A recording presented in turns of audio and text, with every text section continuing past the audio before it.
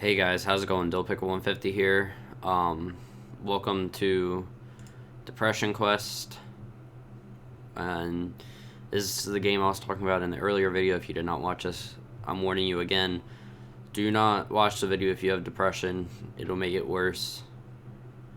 But anyways, this game is just a lot of reading, and clicking, and that's basically the game. It has some really nice music. I don't know if you guys can hear it, but if you can, I'll put my headphones over the mic real quick.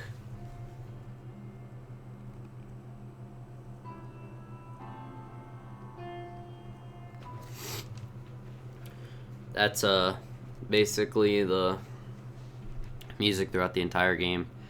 But anyways, this says it's an emotional character is probably mostly indescribable, except as sort of double bind in which any or all of the alternatives we associate with human agency, with human agency, sitting or standing, doing or resting, speaking or keeping, silent, living or dying, are not just unpleasant but literally horrible. David Foster Wallace. Depression Quest is a game that deals with living with depression in a very literal way. This game is not meant to be a fun or lighthearted experience. If you are currently suffering from the illness and are easily triggered, please be aware that this game uses stark depictions of people in very dark places. If you are suicidal, please stop playing the game and visit the suicide prevention hotline to talk to someone. The goal of this game is twofold. Firstly, we want to illustrate as clearly as possible what depression is like, so that it may be better understood by people without depression. Hopefully this can be something to spread awareness and fight against the social stigma and misunderstanding that depression sufferers face. Second, our hope is that in presenting as a real simulation of depression as possible, other sufferers will come to know that they aren't alone, and hopefully derive some measure of comfort from that. It goes without saying that because of the very nature of depression, it is experienced differently by every person who suffers from it. We aren't trying to say this is the best or most accurate representation, merely that this is an amalgamation of the experiences of the developers and several people close to them. Many of the following encounters deal with issues such as therapy, medication, handling a love life, and reaching out to support networks. In reality, less than half of depression... Oh my god, sorry. I'm not trying to mess this up. Less than half of depression sufferers actually seek treatment. For reasons such as lack of money, perceived personal failing, or public stigma, these things were included in order to touch upon as broad a range as possible, since all these elements can be very important to sufferers of depression, though they will likely not be the experience of most sufferers.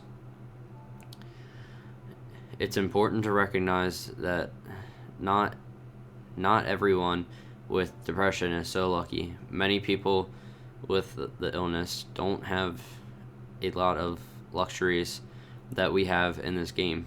We've written it this way so that we can focus specifically on the illness, which becomes more and more difficult to deal with as the person who has it is less and less well off. The game uses audio as part of the play experience. We encourage you to play with your sound on.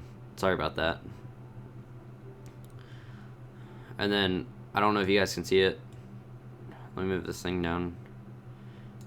This is basically how the whole game is. You get 2 or 3 choices, and it says thank you for playing. Alright, view the controls. Scroll page. Okay. Plug in a controller, press. Alright.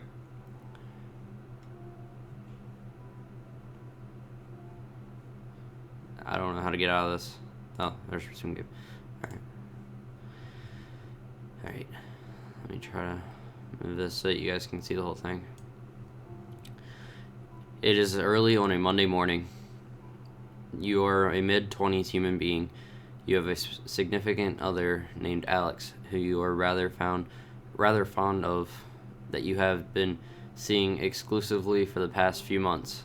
The rest of your social circle consists of a variety of friends and acquaintances, some of whom you met at your day job, which is a little boring, but pays the rent. You'd like to be doing more with your life, as would your parents, but you're still in the process of figuring out what that meant and how to go about it. You're also dealing with motivation issues and sometimes makes dealing with these things difficult. You feel like this is probably your fault, and on bad days can feel unworldly angry and down on yourself for being lazy, but you're not quite sure how you can break out of it, or how other people deal with these feelings, and seem so very functional. You spend a lot of nights fixating on thinking about this, but never seem to do anything about it other than lose sleep. Now, before I click next, you can actually click on this stuff, and it'll tell you more about it. I probably won't click through all of it because it's going to take really, really long. But I'll do these just so you can see. You met Alex through a mutual friend a few months back. The two of you hit it off pretty well that first night, and after a series of initially awkward dates, you finally become a couple, much to your surprise and excitement. Alex is 3 months younger than you are, and is currently a student with a part-time job and broad social circle. She's also got a wide variety of interests, and oftentimes you worry that you might be too boring for her, but she has been good at trying to reassure you that she's happy with you. Your relationship consists of a lot of nights of watching Netflix, and you've both got time off work, and she doesn't have classes, with the occasional social outing that she tends to have to talk you into attending. She tries to be understanding when you are in one of your moods, as she puts it, though you are starting to feel like she doesn't understand what it's like for you, and this is a source of tension in your relationship, coupled with your reluctance to want to go to college parties. This feeds you worry of not being exciting enough for them.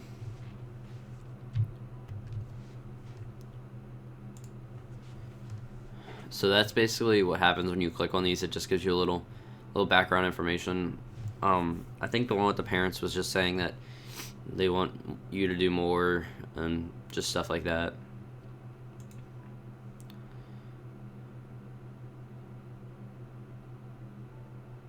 I don't know if you guys could hear that, but the music just changed a little. It's unseasonably warm Wednesday evening. Here, I'll show you guys this because it's like really loud.